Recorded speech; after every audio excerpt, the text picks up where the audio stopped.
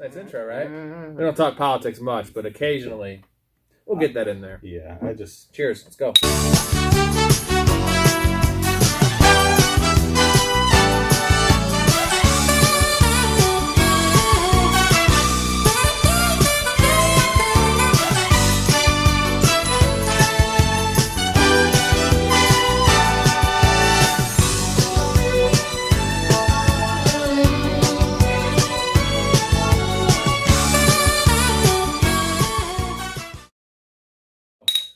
So week one's in the books officially. Yeah. Recording this on a Tuesday evening. It's not 2:30 in the morning. Not yet. Right? Not well, yet. no. I got to work. I had a long day. I'm not doing this.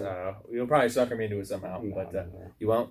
I'm in my Dan Levitard hat. There it is. Huh? Love it. Like it's not a typical hat. It's a flat brim. Kind of. Kids like that shit. Little, yeah, and I got a haircut actually, which is nice. Check it out.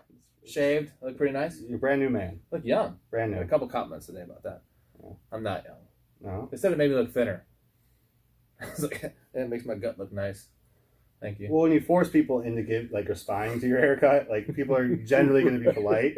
Like, yeah, well, you look thinner. Right. Oh, God damn it. So week one's in the books. Yeah, it was exciting. It was random. It was weird. Dude. It was fun. The anticipation going up to it, right? Like, I could not, even in between, like, I think my body naturally, I wasn't feeling well. Like, I think after Thursday night, my body was like, I can't, like, I don't want you mentally to stay awake and go through the anguish. We partied for like 14 hours and drank, did pods, edited, and like for 2 days straight, he's just like distant. He's like, I hibernated. Like, I think his body was like, shut yourself down, just save yourself for Sunday and Monday. Wake up Saturday night. And, right. It was like Christmas Day. You know how you like, as a kid, you can't fall asleep because you're like so ready for Christmas Day. Exactly. Like, you want a sleeping pill, but unfortunately, you don't want to oversleep. You want to be wide awake. Well, your parents aren't going to give a fucking 7-year-old. Except for who was the chick in Florida? God damn it. That gave her kid Xanax and pretty much killed her. Yeah, we're not getting into that. Anywho's. All right, so. A little off the rails here. We're going to do this episode right here is just recapping the week. Mm-hmm. Okay? We're going to go through each game, kind of give you our takeaways, give you snap counts, which is huge in my mind. Yeah. It's something that most people don't look into, snap counts with stats, with the story, full circle right here, right? So we'll start with Thursday. We kind of covered this in the last pod a little bit. So Thursday was Cowboys at Bucks. Yep. Exciting game. Bucks won 31-29. Yeah. A lot of drama in the end. So any quick takeaways you'd have from that? Casey Anthony. Oh, yeah, okay. Yeah. She got off. Yeah, she did. She pretty much gave her kid drugs and the whole month thing. We'll put a link in here. Takeaways. I think the biggest thing, so the question marks going into it real quick for me were, how's Dak going to look? Mm-hmm. How's Brady going to look? And then for personal reasons, is how's Godwin going to look? Good, and good. Yeah. Right? So to me, like, those questions were answered. Check. Looking back on the video that we had Thursday night, it seems like we had a little bit of concern about the Buccaneers defense. So I'm curious to kind of go back and watch that. But yeah. So, and there's one other nugget here was Michael Gallup got hurt. He's out 3 to 5 weeks with a calf injury. Yeah. So Cedric Wilson, I believe his name is. It's Wilson's his last name. So he played 41% of the snaps, which, he's playing a little bit as a fourth receiver. But Gallup got hurt, like, I would say early third quarter. Yeah. So essentially, the Cowboys play more 3 receiver sets than almost anyone in the league. Mm-hmm. So he pretty much played every snap. He took Gallup's role. Yeah. And he didn't finish with much. It was, let's see here, it was 3 for 24, 3 targets. But Gallup had 7 targets, 4 for 36. But he filled into that role. So he's going to be playing it almost in every snap basis, which deep leagues, if you need a wide receiver, you could do worse. I think looking at it, we were talking about this off camera earlier because we're talking about Zeke and the concerns with Zeke and maybe the optimism with Pollard. To me, looking at it, it's obvious. I think the scenario we used was if it's first and goal, let's say on the 2-yard line, you're going to go Zeke. But if he doesn't get like that third down play, and I think this tells a lot, that third down play, they're going to put the ball in Dak's hands. There was an awful play that Zeke had, It was a second and goal from the 3 or something, and they gave him a little draw to the left side, and he got arm tackled from like a safety, and not like a good safety, not Antoine Winfield, like just a nobody, and he went down like easy. Yeah. And old Zeke, I'm sorry, dude, he goes through linebackers. Yeah. So I don't want to shit on Zeke too much, but anyway, he did play 84% of the snaps. That's encouraging. Pollard only played 24, so he was on the sometimes on the field at the same time. Yeah. But Pollard did look better. Obviously, easier to look better in those situations on 3rd and 6. More room to run. Sure. But in general, he just looked a little faster. They're the same size now. Unfortunately, Zeke's getting weighed down by a million piercings, and God knows who's wearing under that jersey. He's ready to go to some type of. We haven't seen his nipples yet, so we're not sure. There's 8 piercings in those kind of things. He takes his belly button ring out. He's turning into Dennis Rodman. Hopefully he's not partying as hard. The receivers pretty easy. Cooper 89% of the snaps. Lamb 73. Tight ends were pretty even. Dalton Schultz 69. Jarwin 58. So nothing too crazy there. The wide receivers are all going to play. Cooper had 16 targets. Yeah. He ate. He had the first catch in the first quarter. Then he did not have a catch in the second quarter. Ended up having 16 targets. Yeah, crazy. Yeah. So on the Buck side of the ball, Ronald Jones fumbled. He played 6 snaps. So he fumbled. They just said, fuck you. Apparently he was dealing with that fumble hard. No one loses their job more than Ronald Jones for smallest mistakes.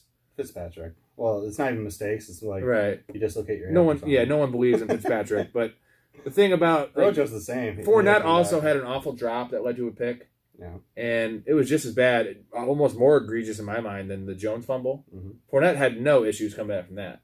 And then Gio played 26% of the snaps. Drop Gio now. So what? Drop him. Well, what about Rojo? What is Rojo will be fine. It's a game-to-game thing. Yeah. Starting both those guys is going to be a fucking headache. For me, the only value in having one of them is if the other guy gets hurt. I think if you're in a deep league with multiple flexes, balls deep, guys like Rojo and Fournette are super valuable because there's going to be big. They can blow up, yeah. But they can also get you negative 0.6, which is what Rojo got, right? I think more so Rojo. I think both. I think that's the valley for both of them. I think you've seen the worst of any Tampa Bay running back, right? Also, real quick, wide receiver wise, Godwin, our boy, praise, 98% snap share. Love it, bro. Mike Evans played 94%, although Mike Evans. So Godwin had 14 targets. Yeah. Love it. Had a couple. Brady missed him on a few passes. He had a drop and a fumble. Yeah. But still, 14 targets, 9 catches, 105 and a tutty. Love it. Great game. Antonio Brown had played 65% of the snaps only, so he was not out there in 2 wide receiver sets. But he had 7 targets, 5 catches, 121 and a tutty. Yeah. Led the team in yardage. Mike Evans played 94% of the snaps, 6 targets, 3 catches, 24 yards. Wow.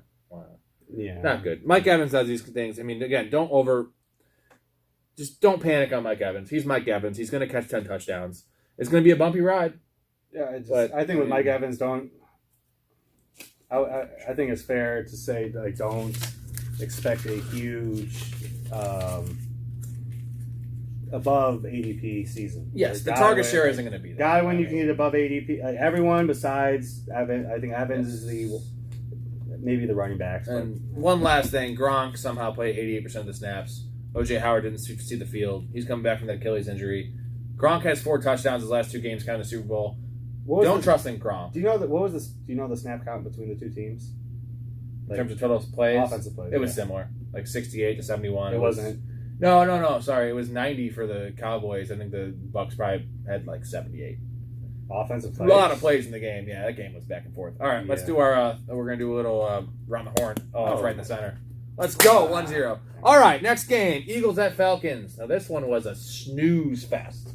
I don't think so. I think there's a lot interesting in this one. Falcons scored. Oh, interesting stuff. The Falcons scored 6 points at home. Yeah. It's someone that didn't invest any stock in any of the Atlanta people. Well, for me, it was interesting. So biased, bro. No. Let's stop being so biased. And either way, it was snoozy. And again, we mostly watched Red Zone. I went back and watched a few highlights, but so that game wasn't on Red Zone much. No. What we did see of it was Calvin Ridley in the first drive having 3 catches for 40 yards, and we were both thinking, fucking Calvin Ridley's going to have 2,200 yards receiving this year. It looked like it. Right? Yeah. And what did he have the rest of the game? Well, it was 8 targets, 5 for 51. You started off like Darren Waller and ended like Henry Ruggs. Zing! Get this game up here real quick. 32-6 was the final score. Falcons scored 6 points. Matt Ryan was 21 of 36 for $164 and 0 touchdowns. Not good. No. You know what's really bad is when Jalen Hurts was 27 of 35 for 264, 3 touchdowns, no picks. But it's more completion percentage. He had 52% last year. Awful. Mm-hmm. When he is making you look bad in completion percentage, that's an issue. Granted, everything worked out well, but like, dude, Matt Ryan, I just the supporting cast isn't good. And the point is, they were favored by 3 points in that game. The fuck? Yeah, to me, it feels like Matt Ryan he's like the guy, like, if you ever hosted a party, everyone's drinking, everyone's drunk. Matt Ryan's kind of the guy that's hanging around a little bit too long. Mm-hmm. He's not a bad guy. Like, you mean the best for him. You don't want to be rude, but like, he's also hanging. He's like, hey, so I know you're cleaning up right now, but like the Falcons right now, hey, I know you're trying to rebuild right now, but I'm gonna keep you around. Yeah, like I brought that case of beer. You mind if I finish it? Right.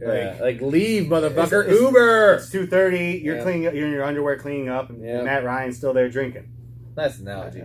So a couple snap share here things that I thought were relevant. Mike Davis played 75%.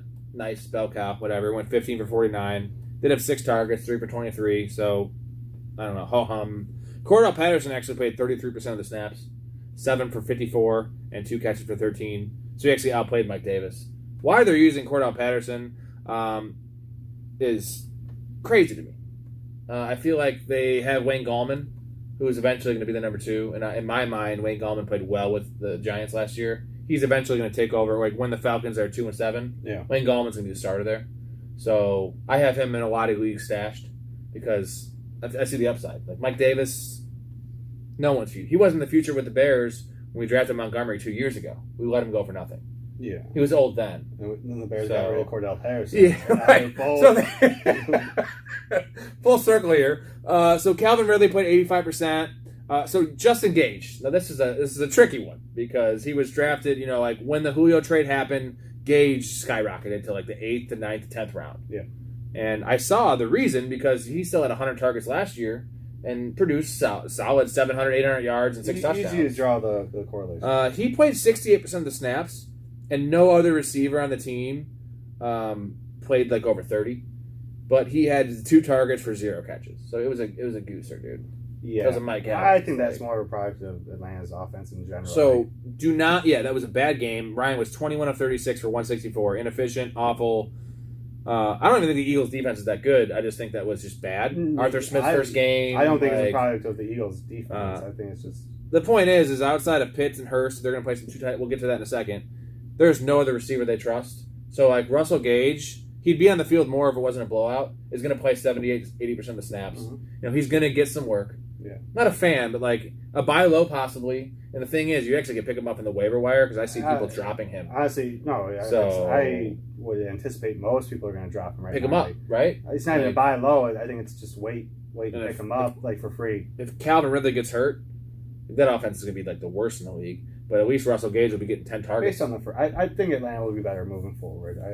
They will be, yes. And then also tight ends. Kyle Pitts had 8 targets. He played 68% of the snaps. But he didn't play tight end. He lined up like in line, 9 snaps. Yeah, so he was in the slot. He was outside, and obviously they were getting their ass kicked, so they stopped playing him as much. So I expect him to be 80% soon enough. Yeah, and he's going to be the number 2 in that offense. So the stats look bad: 4 for 31, 8 targets. Don't panic on Kyle Pitts. He's going to be a monster. I think Atlanta's wait and see. I think in general, wait and see, 100%. Even Cordell Patterson, they didn't have to sign him, and they didn't have to give him the opportunity they did. No. They believe in him, so I think that says something about him.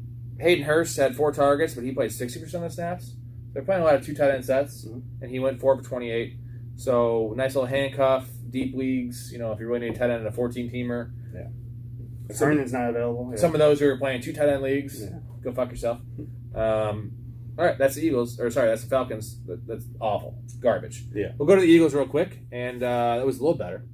They crushed some ass. I would say. I hope so. It was about 6 times as good. Yeah. Hurts killed it. 27 for 35, 264, 3 tutties, 7 rushes for 62 yards. Yeah. Nice game. Yeah. And the thing that was impressive was the completion percentage. man's fucking completing. Well, that was the biggest question mark, and he answered. Can he pass? Yeah, and efficiently. So running back wise, Miles Sanders, it was the bell cow, 66% of the snaps. Gainwell played 35, and he actually was impressive. No one else played more than like one snap. Boston Scott was in the rotation. Yeah, Sanders was 15 for 74 on the ground, 4 for 39 receiving. And Gainwell was 9 for 37, and he vultured the TD. Miles Sanders had like a 31-yard run, and they took him out. Gainwell felt like Gainwell was at like 4 TDs. I felt like red zone. It felt like he got like 4 called back. Maybe no. I'm not saying that's a sign of things to come, but I just the fact that Scott had so little nothing. Yeah, nothing. So it's a 2-man thing. Yeah, I think. Yeah. Gainwell stock up. I feel like Sanders even or up because he's going to get the work. They look better. Their defense is solid. People are banking on the Eagles to be trash, and I don't think the people thought the Falcons were trash, and they beat them at home by a bunch. Falcons, yeah. So more on another wait and see. These are wait and see teams right here. There's nothing to be taken from this. Yeah. In terms of wide receivers, Devontae Smith had 87% snap share, Jalen Reagor 70, and then Quiz Watkins had 48. Nobody else really had anything. Right. So Devontae Smith had 8 targets, 6 for 71 and a touchdown. Nice showing. Nice. I mean, his skinny legs, his supermodel legs are showing off. Yeah. I mean, he played well. He looked pretty good. That might be an L we had to both take. We weren't worried about production. We were worried about staying healthy. So yeah, that was one thing I said. I was like, we were talking about, I think early Sunday, like who are you worried about missing out on? Might be one of the guys. I was like, Devontae Smith. And he has a connection with the quarterback from college. Yeah. That's, the thing is, he stayed healthy for one game. Whoop-de-doo. I don't think he's going to stay healthy for 17. Either way, Reagor, one of my guys, deep guy, had 6 targets, 70% snap share, 6 for 49 and a touchdown. I think everyone that had Reagor is happy. He's gonna be the I don't number think 2. many people started him, but no. If you did, you're happy with that start. He's the number 2 there. Quiz Watkins had 3 targets, 3 for 23, played 50% of the snaps. So the tight ends though is where it gets a little juicy. Goddard had that nice touchdown, which should have been called back. I feel like it was a drop. Either way, 5 targets, 4 for 42, played 73% of the snaps. Ertz had 2 targets only. He got a little shaken up, I guess. I don't know if it was a hammy. Still evaluating. 2 for 34, played 58% though. So that's they're going to kind of be cannibalizing off each other all year. Obviously, Goddard's the guy to own. Yeah. But Ertz, wait and see on him. Still on the radar. You don't want to be starting him, but not yet. Super deep league. I'm not super opposed to stashing him in best ball. You can go first in this one, buddy. Don't miss it. Basketball. God bless. That's high again. Yeah. That's 2 for 2. Because you practiced. With the fucking receipt. All right, next game here. This is close to his heart or his heart. His hate. My penis. No, it's Steelers and Bills. Oh. So this man was lower on the Steelers than anyone. It's one game. I still have. They looked like trash the first quarter and a half. It was bad. You were counting your fucking blessings and dancing and shit. Were you not? They were bad. They were. Well, and they are. The part that I said was going to be bad was bad. The offense. Specifically, the offensive line and Ben. Ben went like 16 for 32. Right. And they still won. It was 18 for 32. But actually really close. The thing is, his escapability. And 2 of those were the Claypool catches that shouldn't have been catches. He makes Tom Brady look like Jalen Hurts. Like, when he had a guy, rushing him, bro, he is in quicksand. And his arm is weak. It's not great. Well, the thing is, he's still big and strong enough to stand up straight when someone's trying to tackle him. But his wheels, baby. But, he can't throw the same way he used to. But he still tries to. It's going to be a bad season. I'm not backing down from that. So the Steelers won 23-16. They were down 10-0. I remarked on a call early when we were watching this in Red Zone. The Bills were up 10-0, and they had a 4th and 3 on their own. It was on the Steelers 45. They went for it. Didn't even care that they didn't get it. Just whatever. They could have just pinned them back. They were up 10-0. There's no way that Steelers offense was going to drive 95 yards to score a touchdown, or even 90. And they gave the ball on the 45, and they came down and scored a touchdown. Big Ben tossed a few dogs. A few dogs to Claypool caught. Yeah. So Najee Harris, and then even the Deontay Harris, he bobbled it in the red zone. Still caught it. Yeah, there was it wasn't good, but that punt return or the punt block changed the game, and then Josh Allen did not look good. No one's been lower on Josh Allen than this channel right here. Yeah, that's right. And it wasn't great. Yeah, and he looked he looked more like he did 2 years ago. Yeah, I don't know who called that, but So, Steelers real quick. Najee Harris, this is the biggest takeaway. He didn't have a good game. It was 16 rushes, 45 yards. Oh, so he did get the 40 yards. That's good. Yeah, nice. That's what you called. Had a long of 18. 3 targets, 1 catch for 4 yards. Really bad fantasy, dude. But he played 100% of the snaps. That's 58. No other running back saw the field, bro. because the Steelers are going to beat up on a couple teams, and Najee's going to get some play then. Either way, dude, buy low on Harris. Anyone that drafted him should have known this is part of the risk. But I've never seen that number before. Have you? 100%? Yeah, that's Like, what?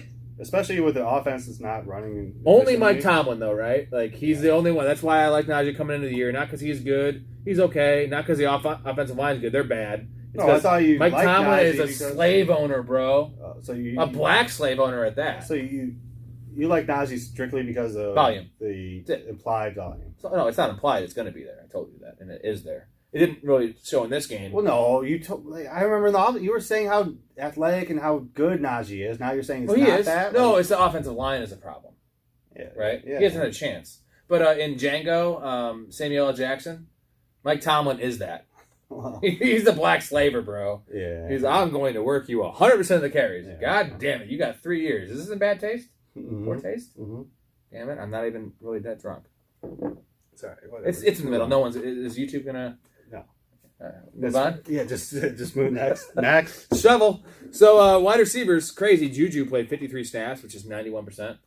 So he was the most. He was apparently early on. I feel like he was the guy that was going to be left off the field in 2 receiver sets. He was on the field in 2 receiver sets. Johnson 76%, Claypool 67%. So Juju was on the field the most. Yeah. Well, I think Juju's the biggest company man. He's the pro. He's the company Yeah. man, I would guess. Dun-dun-dun. Another weird one is Fryermuth played more snaps than Ebron, 50% to 47. His first game as a rookie, I feel like that's kind of important. Sure. Yeah. Yeah. Yeah. I mean, he's No, going to take over the role. Not something that I was necessarily looking at, but now that you mention it, Deep dive. This is more for later. no, in the I can year. see it means something. Right. Like you're They like him. planting the seed a little bit. Now let's get to the Bills. Now, sad for us. Apparently, Zach Moss was a scratch. Healthy. Yeah, a healthy scratch. He had reports of him taking over the job. We don't know what the hell that is. So Devin Singletary played 64 snaps. Matt Breida played 10. Yeah. So 75% for Singletary, 12 for Breida. Singletary didn't really do much. He had 11 for 72. Yeah. He did have 2 fumbles. He only didn't lose any though. But I'm saying he had 2 fumbles, bro. Yeah, Like it's not good. Zach Moss doesn't fumble. He is Frank Gore. To me, I mentioned it earlier. Zach Moss is probably the buy low candidate because Well, you're gonna get him on the waiver wire. that's what I'm saying. Like, not even waiver wire. if there's free a guy that agents. you're going to drop, it's to me. I think it's worth whatever guy you're going to drop. Just shoot the trade out, and if maybe it's a guy, Yeah, if the other team's looking for a 5th receiver or something like that. Truth. Deontay Harris. So wide receivers, there's really nothing. Diggs 93%, Sanders 93%, both in the field 79 snaps. Beasley somehow 91%. Fucking A. And then Gabriel Davis, who actually had a nice game. It was 5 targets, 2 catches, 40 yards, and a touchdown. He had the only touchdown catch though, and he played 51%. Still decent. Like he's the big play guy. Yeah. Eventually, either Diggs, Sanders, or Beasley are going to get hurt. Right, one of those 3 are going to get hurt, and then Gabe Davis moves up. I kind of like him for the rest of the season. He's been a guy. I was going to say I don't know why, but Gabriel Davis is someone I'm probably going to just by default to avoid. Huh. Like I feel like he's a like good a player. Sterling Shepard. Like Better player.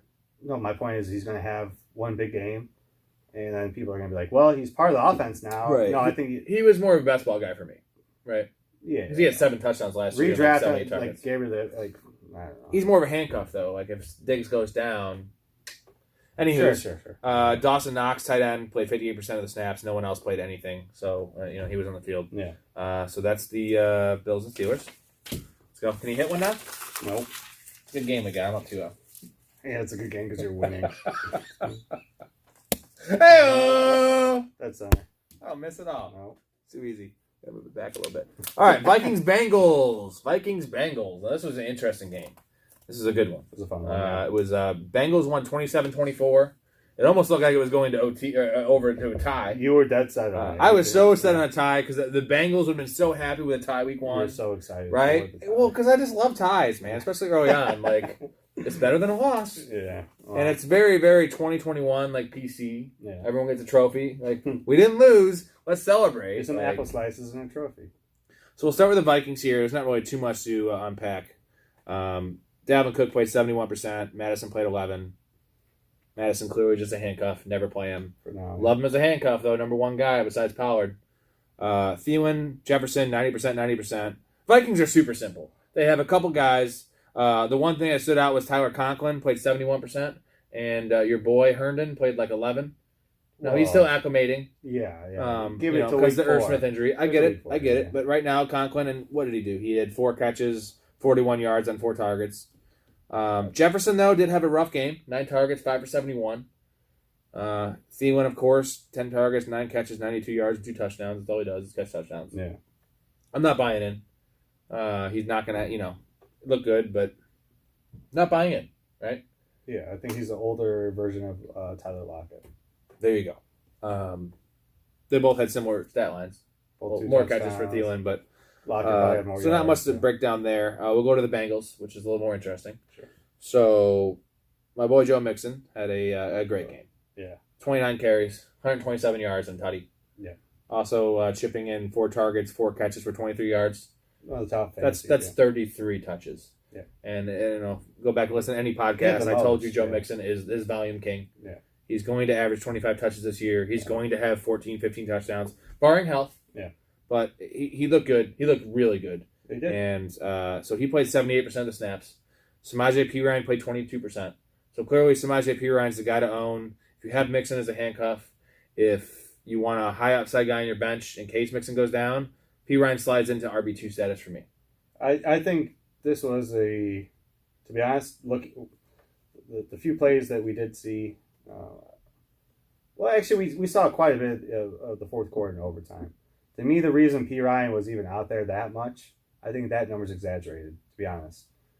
Simply because I think it was such a back and forth game where there was Getting tired. You need to rest Mixon a little bit, like Right. it was, I don't know, it felt like the lead changed a bunch. Mm-hmm. It felt like They were on the field more than the Vikings. To me, I think it was a more traditional game script, one way or the other. I think Mixon dominates the timeshare even more. But like the biggest thing is it's not about playing him. It's that no one else got a touch. So, if he were to go down, Perine would be just the default dude, right? It wouldn't be someone has to go 75% of of Mixon. So Burrow had a nice game, 20 of 27 only. Somehow not a lot of volume, which is strange because we thought he'd be chucking. 2 touchdowns, 261, added 2 yards on the ground, which is nice. Well, I think Minnesota's better than people think. Like I think they are solid D. They lost to the Bengals, but I think the Bengals' offense is better than people think. I think it's easy for the Bengals to take someone like the Vikings by surprise. But I think the Vikings are better than Bengals surprised them, and the Vikings are better than the game led on. So the receiving core was a strange mix. Jamar Chase actually led the team with 90% snap share, 62 plays. Boyd and Higgins both played 51 snaps, 74%. So, he's a Dolphin.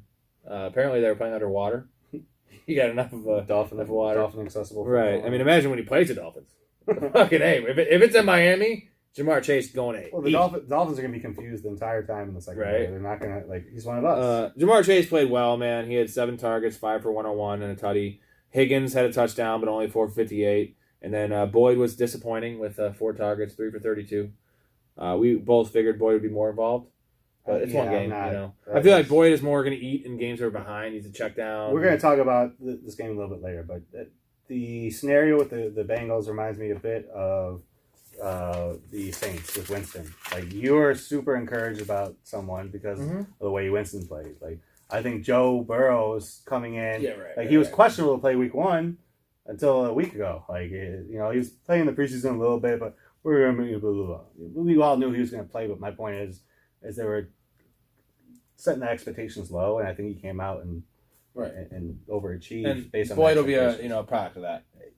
They're going to pass more. I think that Mixon had a hell of a game. A lot of carries. Yeah, I don't maybe tone that down 8, and then there's another 10 passes for Burrow because they're not getting Mixon first downs.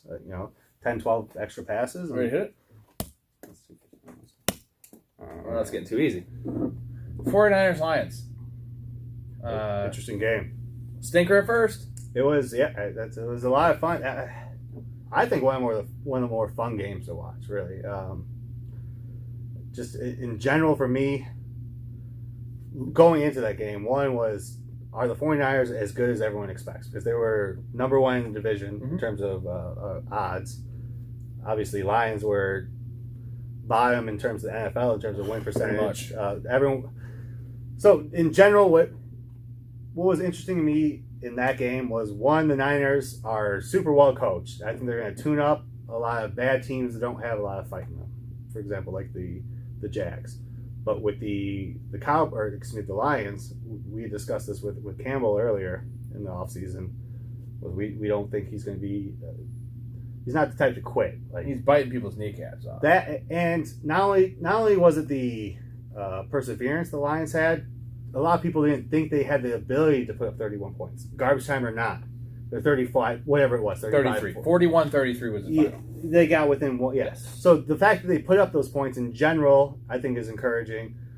I think the Niners had some encouraging things. I'm curious what the stats have to say. Well, the Lions ran 92 plays.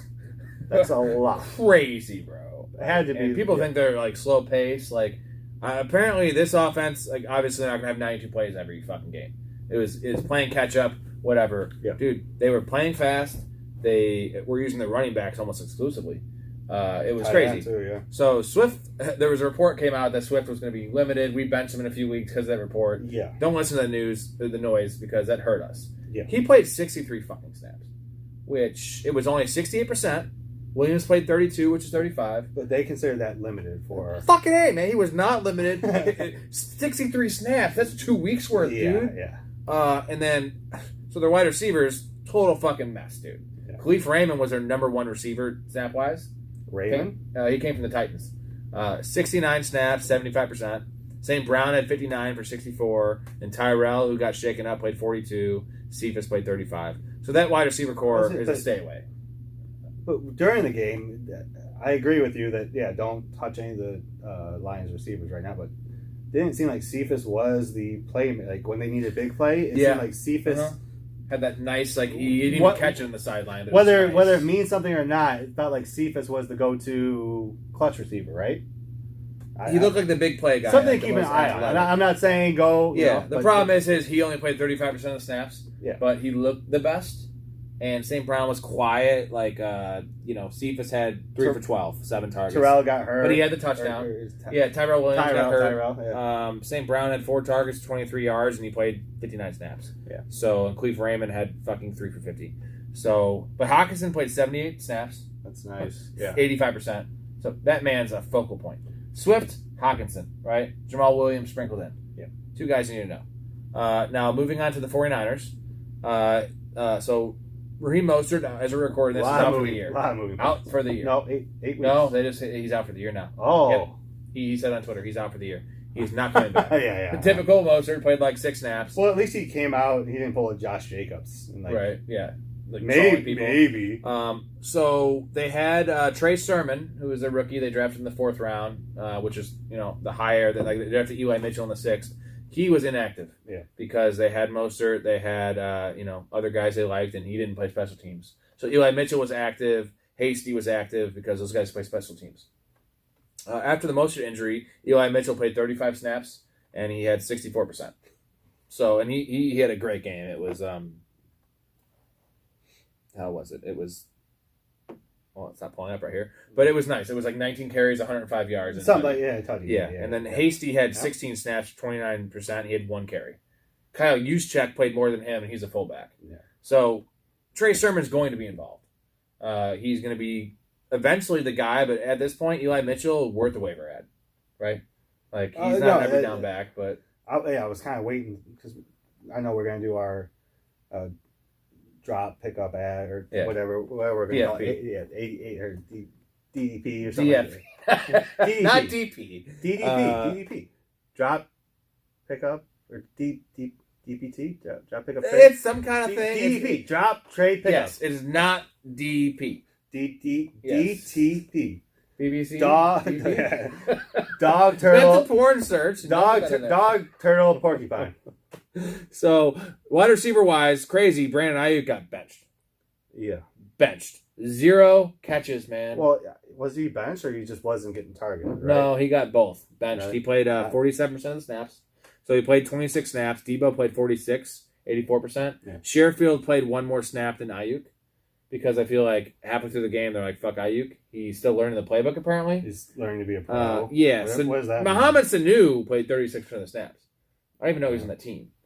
And then, obviously, George Kittle played 95%. So it's also similar to a Lions situation. We're going to have Debo. Ayuk will have a role. You know, he was drafted higher than any other player on that team, right? Besides Kittle? Yeah, besides Kittle, he was drafted ahead of Debo, ahead of fucking Sermon, ahead of Mostert. So, weird. Again, Mostert, gone. I feel like Mitchell, short-term, like it. Sermon, long-term, love it. All right, so Debo. What do you think about Debo? He showed he can play. He had that broken play touchdown, fluky, bad defense. 3 guys fell down.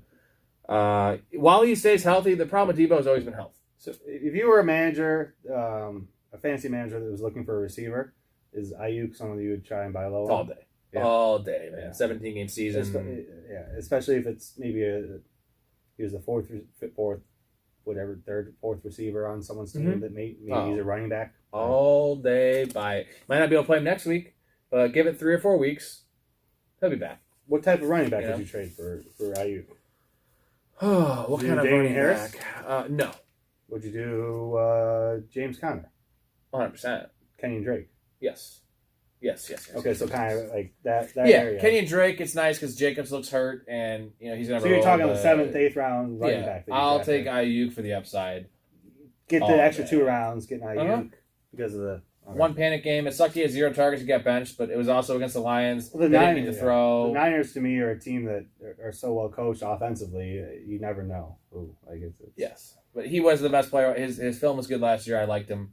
A lot of people were really high on him. Yeah. So, all right, the next game is really good for you. Let's do our paper throw here. Oh, yeah. Hey, you haven't missed in a while. So this one is you're gonna love Arizona versus Titans. Wow, this is one of our biggest takeaways from the day. Yeah, well, you've been higher on Arizona than anyone. It was a nice. Let me say, it was a nice. Reassurance that I wasn't completely off on the night, or excuse me, on the Cardinals.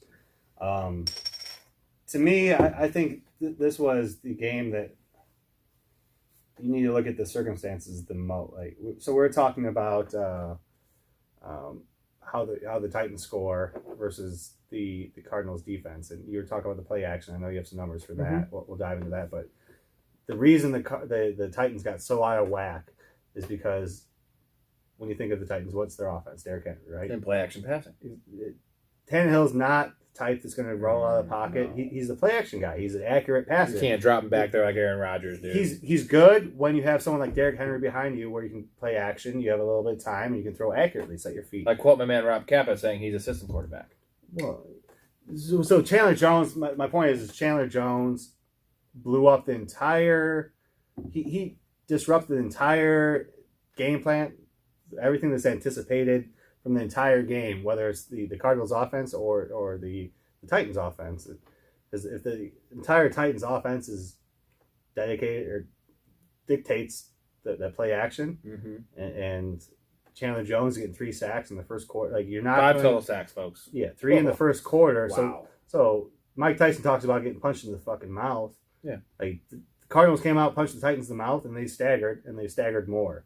And they just kept staggering, and they just kept a couple more jabs, and they're knocked out. It was awful. Yeah, so my point is don't overreact on the Titans getting blown out that way, because I think their offense is completely designed to be, all right, we have a 10-point lead.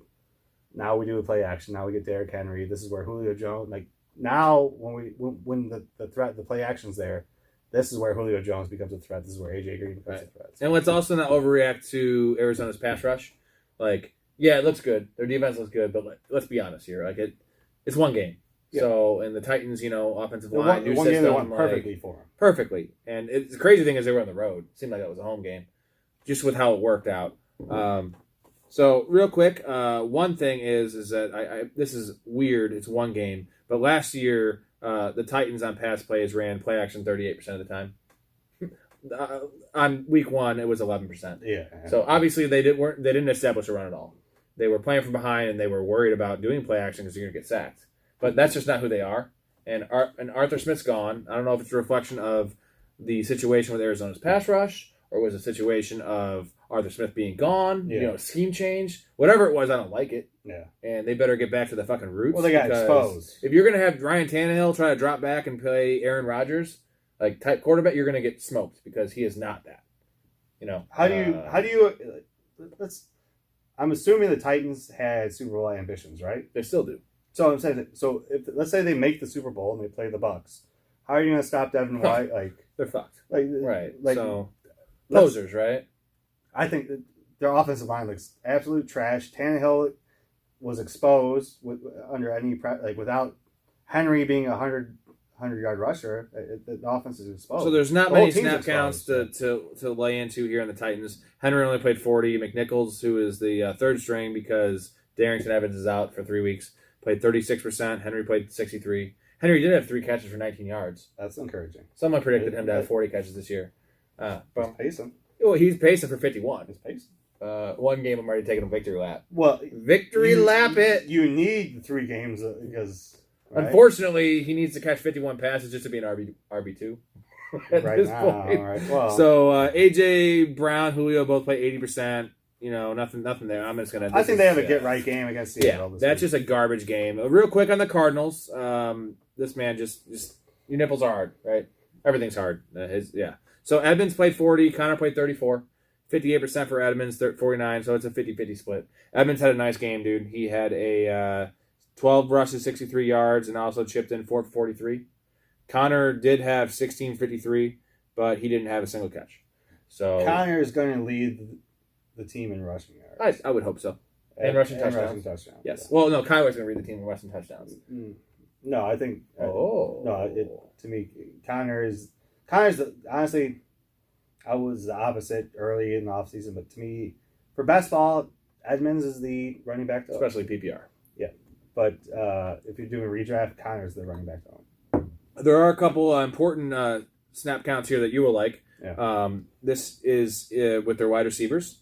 So Hopkins played 88%, which, to be expected. Yeah. A.J. Brown had a pretty rough game. So it was... AJ Green. Wrong color.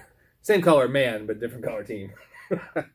So A.J. Green did have 6 targets, 2 for 25, which isn't great. No. But he did play 80% of the snaps.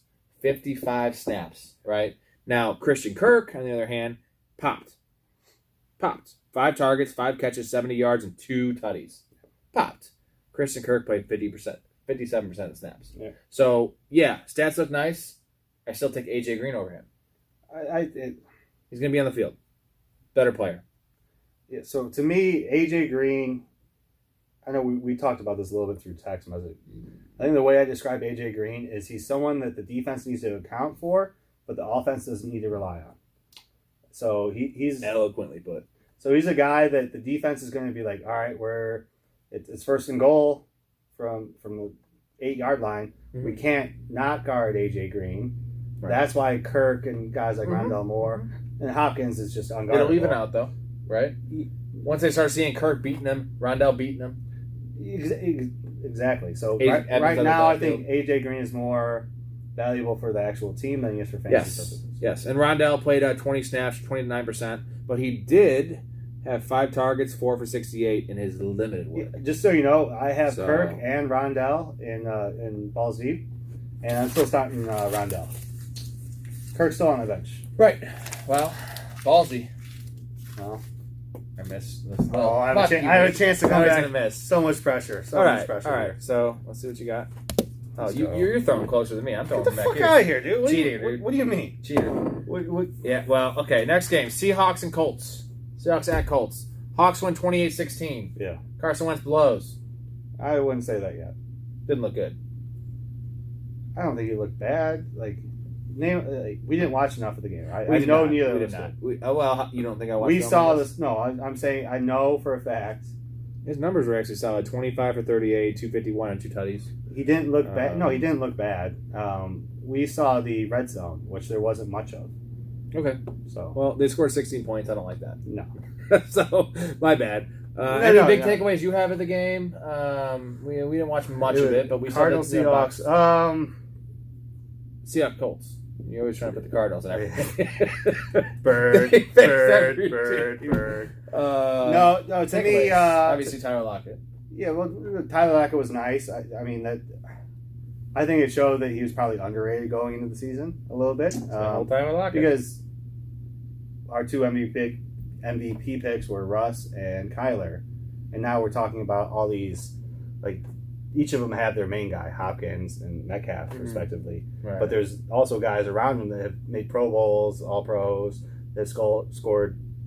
Well, Tyler Lockett's a top 14 receiver every year. Exactly. My point is, like, it's easy to say Russ, DK, that stack, but like guys like AJ Green, Rondell, Kirk, we don't know who it is for Arizona, but for Seattle, it's clearly Lockett.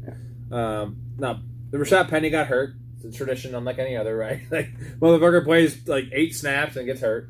Yeah. So I think he was born to waste people's draft picks in fantasy. And the Seahawks first round pick on him. More so fantasy stuff because like the Seahawks only had to waste 1 draft pick. Yeah, right. How many times have fantasy owners wasted? And he looks so good when he's healthy, man. He looks better than Chris Carson, like talent wise, right? He's quicker, he's bigger. That's been the case for Chris Carson's just like a ho hum, like, if you need a house built, Chris Carson will build your house. I don't know how much that lands, but he's a carpenter. You don't expect that carpenter to show up and build you a mansion on accident. And also, he'll do your plumbing, he'll do your electric, he'll do everything. He'll cut your grass. Tyreek Hill could show up if you hired him to build your house. Could get overexcited and build you a mansion. Like, you know what I'm saying? And or beat your kid. Unfortunately, that's the risk you're taking. Your kid's going to come out with a black eye. With Carson, right? There's no kid beating. And you're going to get the house you asked. That's our awesome Chris Carson analysis. Yeah. He won't be your kid. We're talking about carpenters. They're also domestic abusers. Jesus Christ was a carpenter, apparently. Wasn't he? There he is. Yeah. He was. Apparently. Crazy. Jesus Christ wasn't actually a white guy? Middle Eastern. Yeah. Why the hell? I always thought he was white. Yeah, so Santa's white too, but if you go to the right part of Chicago, he's black. Well, now Santa's probably a tranny, right? Like he's not going to be like a normal. He's giving gifts to everyone. He's identifying as something.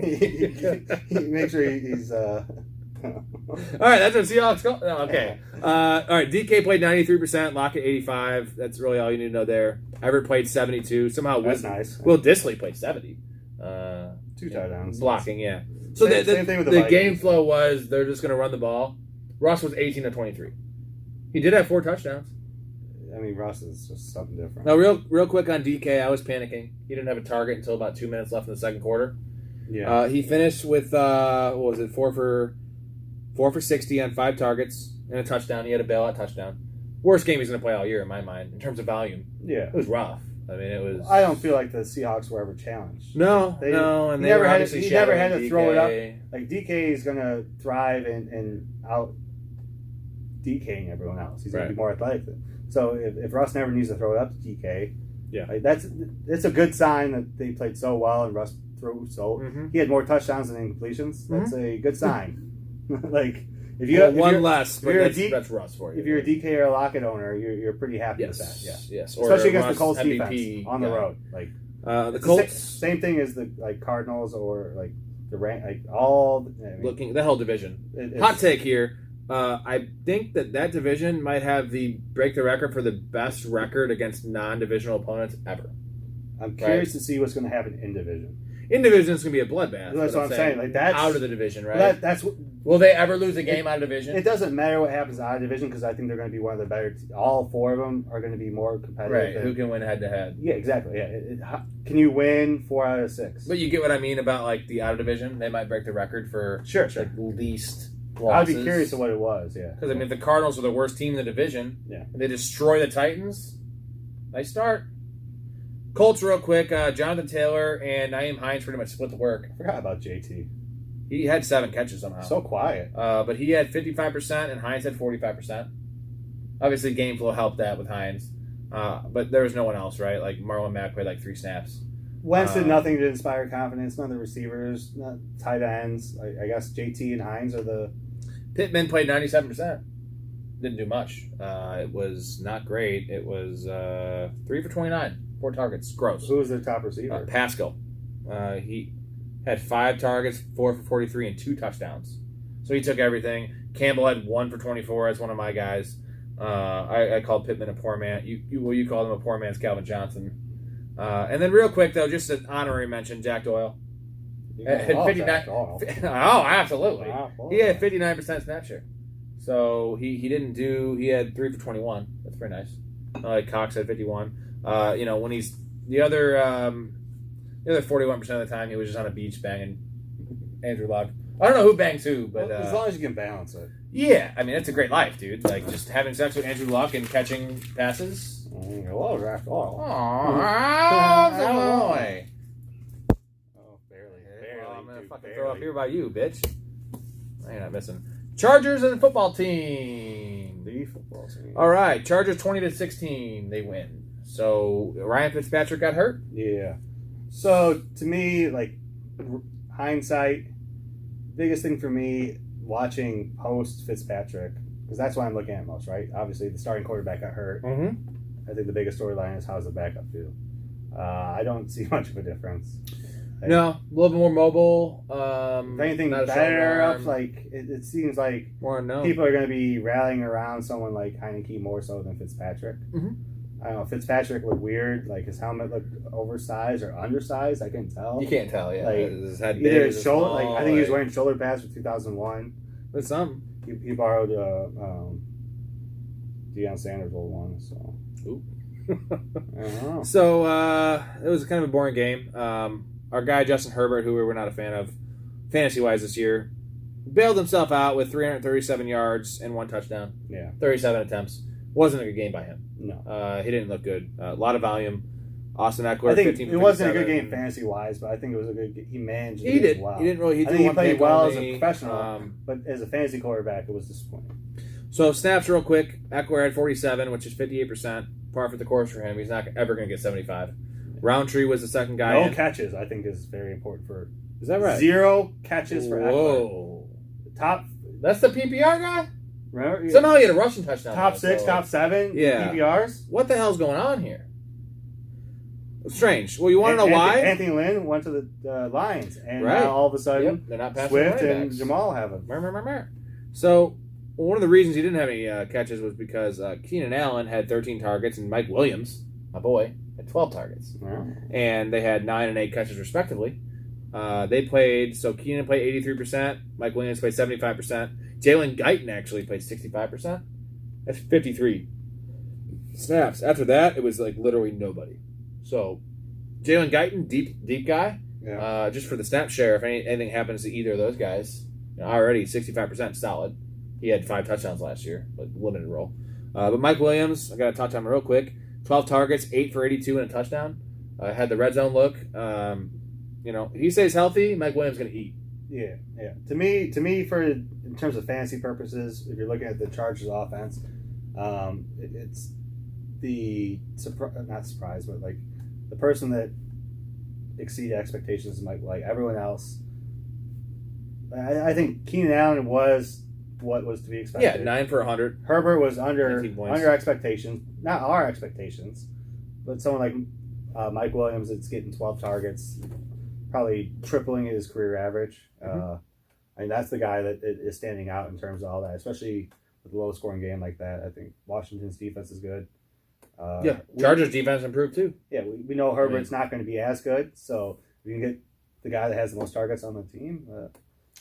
So on Washington's side here, obviously the Fitzpatrick injury, it was rough because Gibson had 20 carries for 90 yards. Not bad. McKissick didn't do much at all. So Gibson played 65%. JD started 36%. Yeah, I guess that's a normal thing. Terry McLaurin, rough game. 4 targets, 4 catches, 62 yards. So efficient. He played 100% of the snaps. So anyone's panicking on Terry McLaurin. He had that catch too. Like he had an Remember awesome that catch. Yeah, Oh my turning his gosh. body. It was one of the best catches we saw. Yeah. If anyone's panicking on Terry, he played every snap. Now that is rare. Even Keenan For a Allen, receiver, yeah. like Keenan Allen played 83%. I don't think any other receiver had 100%. Dude, that's unreal. Yeah. So he's going to be out there. He's a focal point. Volume, whatever you want to say about the offense. He might not catch 12 touchdowns. Yeah. The motherfucker's going to have 150 targets. He's going to play every snap. Don't worry about it. Dammy Brown. This also helps that Curtis Samuel's hurt for the 3 weeks. Dammy Brown played 93% of the snaps. So he didn't do much. He actually didn't. He had one catch for -2 yards. Not good. 4 targets, but he was on the field. So you don't think Heineke? You think it's essentially the same as Fitzpatrick? Less deep throws, maybe, Mm-hmm. because Fitzpatrick's known to just air it out, but a little more on-time throws. And he obviously has a rapport already with McLaurin. Okay. So, and then Logan Thomas also played 100% of the snaps. So, and he had a nice game. It was 3 targets, 3 catches, 30 yards, and touchdown. But he played every snap. So, again, love it. Yeah. Back end tight end 1, if you're going to play every snap, dude. Yeah, to me, the 100% snap share from multiple players. Yeah. To me, that says they're top heavy. So there's a few guys on Washington you want, and then everyone else is like, don't and don't expect 100%, but you're expecting 90 from going on forward. Well, the fact they had 2 players do 100%. To me, McLaurin is going to eat against the Giants this week. I like the Giants to win this game actually. Oh, they might. I'm saying he's going to eat. Maybe 8, 9 targets. Yeah. I think Giants. Oh, finally, you're catching the corner here. Okay. Jets Panthers. This one should be short. Gross. Very gross. It was not explosive at all, besides the Robbie Anderson play. So the Panthers won 19-14. Very low. That's high school football. Yeah. You have any takeaways about this game? Offhand? I came away surprisingly more optimistic on the Panthers than I thought it would be. Defensive. Right? No, as a team in general. I was. Darnold played okay. I was impressed. Like even though it was the Jets and they look like complete, just they look like trash. Like and there's no really other way to put it. I think that was more a product of Carolina's defense being more prepared than it was. They got some ballers. Yeah. Plus, I think with the offense, I think they have a renewed confidence getting Darnold there. Last year, I thought they were mentally prepared to win. They were expecting to win. Didn't happen. I think they came in with a renewed confidence. So my takeaway, for whatever reason, I'm still trying to understand it fully, is that Carolina is much better than I thought. I'm honestly thinking about taking a money line against the Saints this upcoming week. Right. I believe it's in Carolina. The Saints are visiting them, but Carolina's getting 3 points, 3.5 points. Plus 140. Yeah, something like that. Yeah. So that's my takeaway. Is I think Carolina is better than anticipated. The Jets. I think it's an easy team to fade moving forward, whether it's fantasy or betting. So sum this up here, a little bit of stats. CMC played 89% of the snaps. Typical shit, right? That's and it. A forewarning for Matt Ja Rule. Small bones, small body, you're going to get hurt. Yeah. Motherfucker had 21 carries and 9 catches. That's 30 touches. Dude, are they going to never learn? Like he's going to break down. He's too small to get that workload, dude. You think that's going to be a consistent thing? Yes, I do, because he's a focal point. The problem is, the catches is nice. You can't give him 21 carries if you're going to give him 9 catches. Like, involve Chuba Hubbard, who can play. He had 11% snap share. Chuba Hubbard didn't even have a carry. So, dude, they can do it all they want. If they think they're winning the Super Bowl, it's silly. Yeah, He's an asset. Like, how about you just scale him back a bit? Yeah. If you want to win, I guess it's cool, but it's just not smart. Like, he's not Derrick Henry. He's not Ezekiel Elliott. He's not one of these guys that can handle it. And last year he showed it. Yeah. And whatever, they won't learn the lesson. I'll just have Chuba Hubbard everywhere. And when he gets hurt week 7, there it is. Yeah. with a dislocated shoulder, because he has muscles, but muscles don't make your bones bigger. I don't know how many times I can say it. So DJ Moore, Robbie Anderson both played 81% of the snaps. Nice. Terrence Marshall 53. Nobody else had anything. Yeah. So it's a 3 receiver set.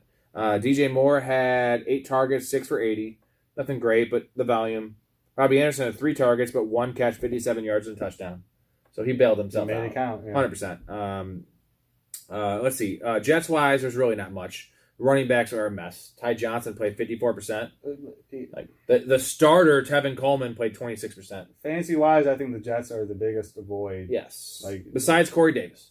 Even so. Now, Michael Carter played 25%. Later in the year, he will emerge. They just better give him the work. Now, it's going to be bad volume, but he's going to catch some passes. He's not going to score a lot of touchdowns.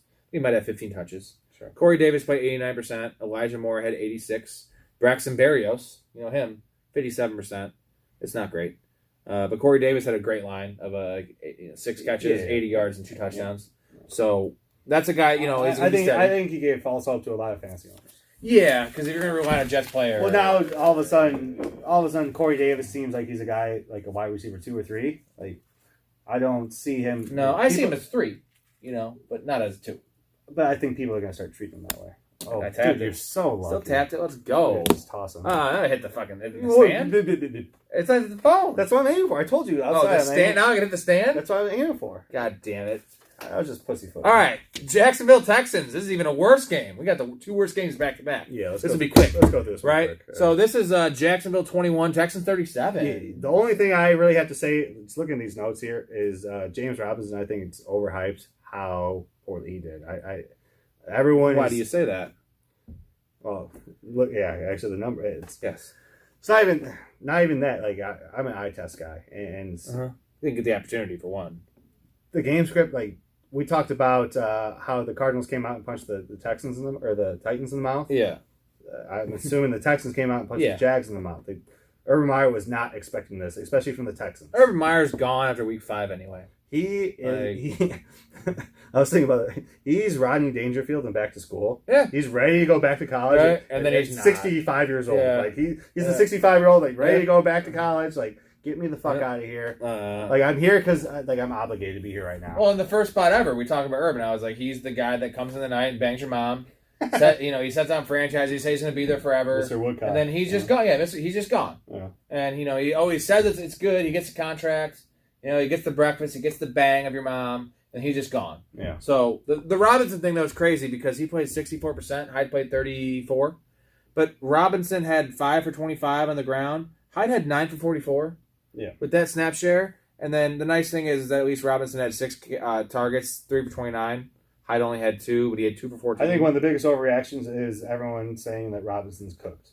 Yeah, he's the same player. I hear people saying drop Robinson, he's done, forget him. Like it's. Yeah, I think that's a desperation move. Like there's really nothing. Getting rid of Robinson for the sake of getting rid of Robinson is not going to help you. You're not going to get anything for him. Trade for Robinson, right? I would say all day. If the guys, especially the guys about to drop him, like you could give him like Henry. No.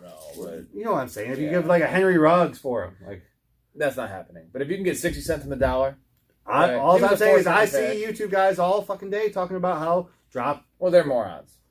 All I'm saying is don't follow that advice. Like so, if they're following that advice, there's a good chance that Robinson might be owned in 25% of the league after this.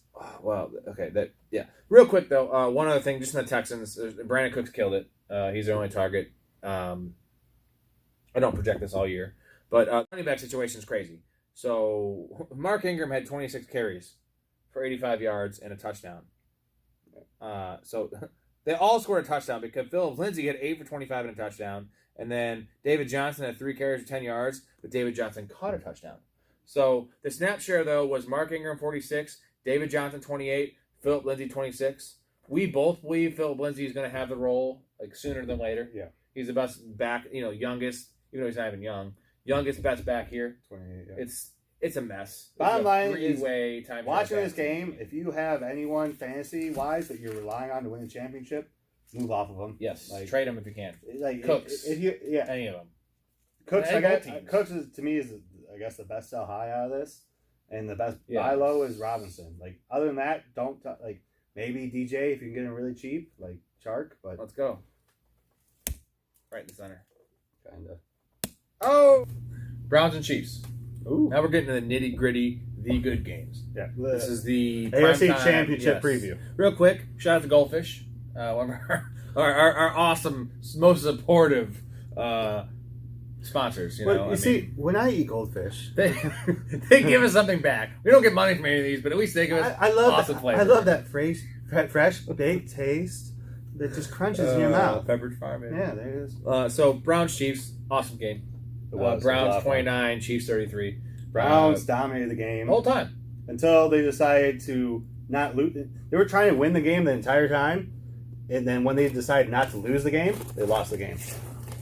That pump lot. The only lead they didn't have was the end of the score at the end of the game.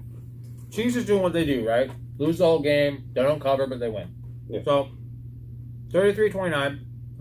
Any big takeaways you have from the game from watching? We watched most of this game. Browns are for real. Mm-hmm. Chiefs are still the Chiefs. Mahomes is still Mahomes. Never trust your fantasy matchup if you're playing against Tyreek. Never. I think that's pretty much it. CH, people are freaking out about him. I think it was a bad game script for him. Yeah. He looked good. Every time he touched the ball, he looked good. He still had 72% snap share. Yeah. So we like that. Darrell Williams, the only other running back that had it, he had 22. Wide receiver wise for the Chiefs, Hill had 88, to be expected. Robinson, 74%. Is always out there, but doesn't do shit. Sure. Harbin had 69%. Weak game, but he's still clearly the number 3, number 2. And he's returning still. Mm-hmm. Pringle, 17%. Wow. No one else. Yeah. Kelsey, 85%. Nothing really to be taken away there. Yeah. Over to the Browns. Chubb and Hunt split work pretty much evenly. Mm-hmm. Chubb, 31 snaps. Hunt, 28. So it was 53-47. Landry, 86% on the field all the time. And that's not going to change with Odell Beckham back. I think that's a good point. Right. You made a comment so don't rely on Odell for 6 weeks, right? Because the injury. You made that statement. Yes. Even if he's back, don't count on him for where you drafted him. He's almost like a Mike Thomas. Yeah. He might play, but don't anticipate Odell numbers for the Browns expect to make the playoffs. What can put them over the edge when it matters most? Odell Beckham being one of the best receivers in the league. Yeah. So pushing him now, if he wasn't ready week 1, write him off, man. I'm glad, OBJ, I'm giving up on you. And, trade later in the year, I'm down. Yeah. You know what I mean? Right now, I'm glad I don't have a lot of shares. Yeah. Because it's not good. Donovan Peoples-Jones at 80%. Schwartz, 53%. Higgins, 7%. Higgins, gone. Get off. Yeah. Out. You play 7% without OBJ? He was number 3 last year. Gone. I think Landry, I think he impressed, right? Safe. Getting carries, that fucking rushing touchdown, dude. He's a dog, dude. Spinning and spinning. He's a ballerina, dude. He's a dog, dude. Love him. As you say, best hands in the league. He does. So, and he's not even that old. People think he's old. He's 28. Yeah. So, tight ends wise, nothing, these aren't starters, but Hooper 64, and Njoku 59, Bryant 32. Depends where you drafted him. If you drafted Hooper early, you might. Well, someone did that in your league. I don't know anything about this league. But, anywho's, Hooper's the safest bet, but Njoku, I love it. If anything happens to Hooper, Njoku, let's go. We love Njoku. Yeah, personally. It's crazy we went that quick in that game because those teams are just what they are. We know they're good. We know all the players. I don't think there's much to be said about. Expect to see them play each other in the playoffs. We do again, rematch, right? I think obviously with the Browns, I know the share was to me that's to be expected. Thing is, Chubb still had 80 yards and 2 tutties. Lost a fumble, but he on 50%. No one claimed that he's a receiving back. So when they're But Chubb did have 2 catches for 18 yards, which isn't great, but it's something. If he can get 2 catches every game, I think that's a plus. Every catch if he has Chubb 30 yards or 30 catches. My expectations are Chubb is going to be leader in the league in terms of rushing yards and rushing touchdowns, not catches. Okay. Any catches is a plus. Ready for this? Right in the center, baby. No! Let's go! No! All right. Dolphins, Pats. This is kind of boring. Finn 17, Pat 16. A lot of running, a lot of bad shit. Yeah. It wasn't flashy. Patriots had this game in the bag. The fumble by Damian Harris hurt at the very end. But he has enough stock. They're not going to bench him for that. No. They said he's going to lose work. Damian Harris had 20. Reporter said he might, based on Belichick's. A reporter. We don't know who this reporter is. It was a reporter based on what he believes Belichick may do. So this is simply pure speculation from. I don't know how this got put on Yahoo Fantasy because it's pure speculation from some beat writer I've never heard of before. Right. Yeah. Just to Clickbait. There's nothing. So, no one ever indicated anything that this guy's saying. Ramondre Stevenson's the only guy that has the capabilities, in my mind, of taking the 3-down workload. He also fumbled as a rookie, so that's a no-no. Yeah, he had one carry, and it was a fumble, and he was done. Unfortunately, Damian Harris's fumble was like that Cam Newton fumble last year in Week 9. More devastating. Harris's fumble was similar to Chubb's. Like, they were devastating in terms of red zone, going for the game winning. A field goal wins you the game. Like, when Godwin fumbled for me, too. Like, it changed the game. It made the game go longer, which at the end of the day probably helped me in terms of stats. Like, I also saw that Brandon Bolden's still on the team. That man has always been the Patriots because he plays special teams. He'll be 43 years old. He'll still get the honorary special team snaps and one carry. He had one carry for 5 yards. Nice percentage. I like the boy. So snap share wise, Harris played 53%. James White did play 37%, and then no one else. Only 53. But he had 23 carries for 100 yards. I was going to say he probably had 90% of the carries. Remember how we said earlier in our earlier pod, if Damian Harris gets 17 carries, he gets 100 yards. Yeah. And his career would tell you he always does, and he's going to get it. His first run was 25 yards. Another win for your peepees. I mean, besides a fumble, but big fucking deal. Yeah. Looked good. He looked great. All right, so to me, my takeaways from Miami and New England was, obviously, New England was one of my bets, like, going in. And to me, it hasn't changed. I think that Harris fumble was the difference maker. They were on the 20. Field goal to take the lead. He had a first down, he fumbled it.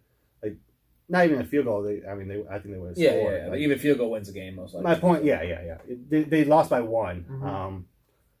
I'll say this: going in, like, Miami's at home against Buffalo, and Buffalo was only laying like 3.5. Well, it was 3.5. Yeah, Buffalo. Bet Buffalo. Oh, dude, I absolutely love. So, my point is, I think Miami's.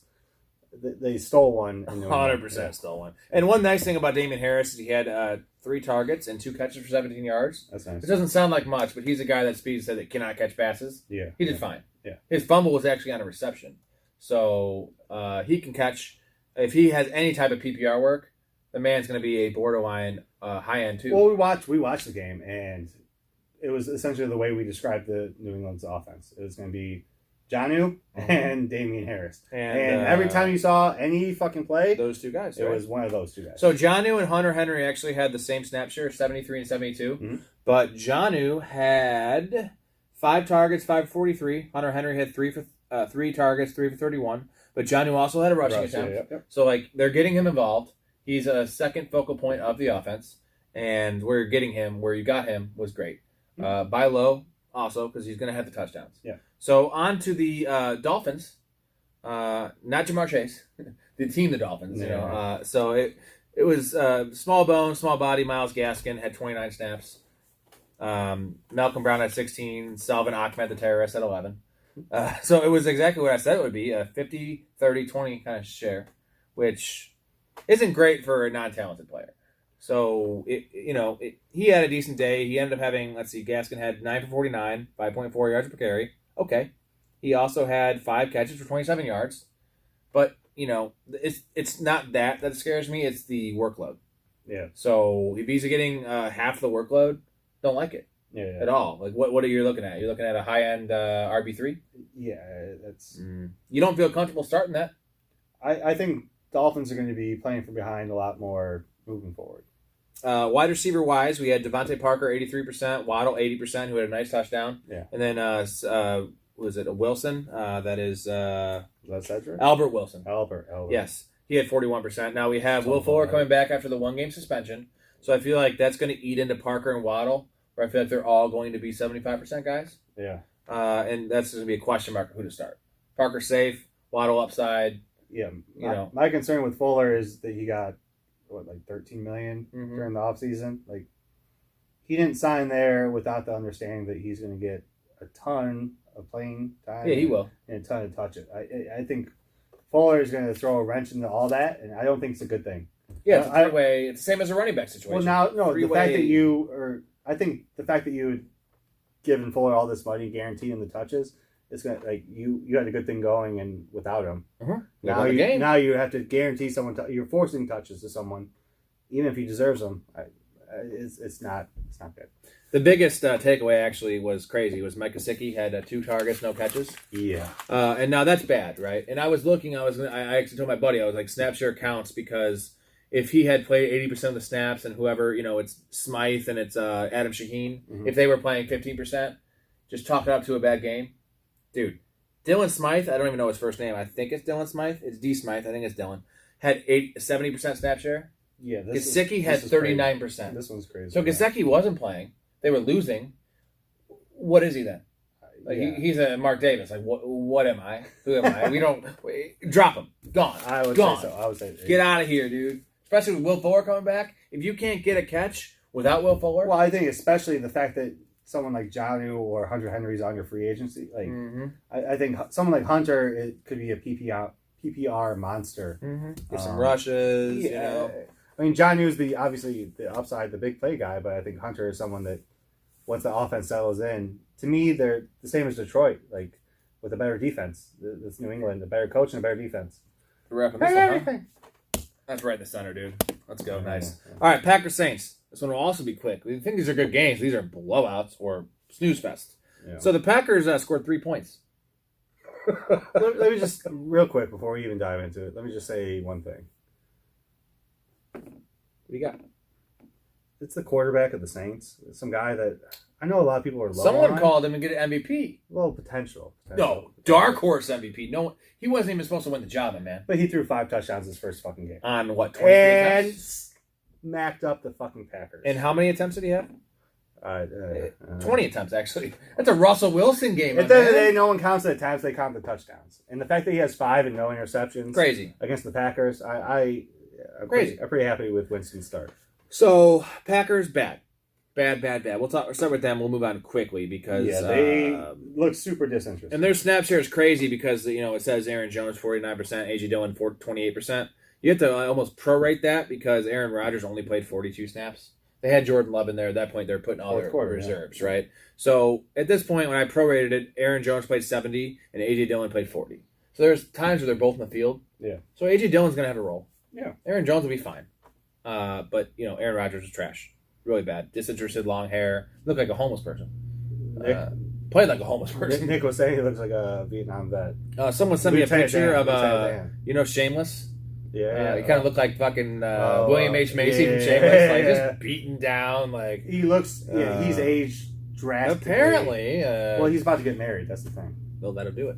Well, I'm getting married. Look at me. I just shaved. I look good. Well, you're not in the deep throes. You're not in a contract negotiation. Like all the stress. I only could wish I could be bitching about making $34 million a year. Right? Like, I might say out if I'll take 34. If you're not going to trade me, so I can make the 34 somewhere else. Like right. So receiver wise, Adams 70%, Lazard 68, MVS 63. Same old story.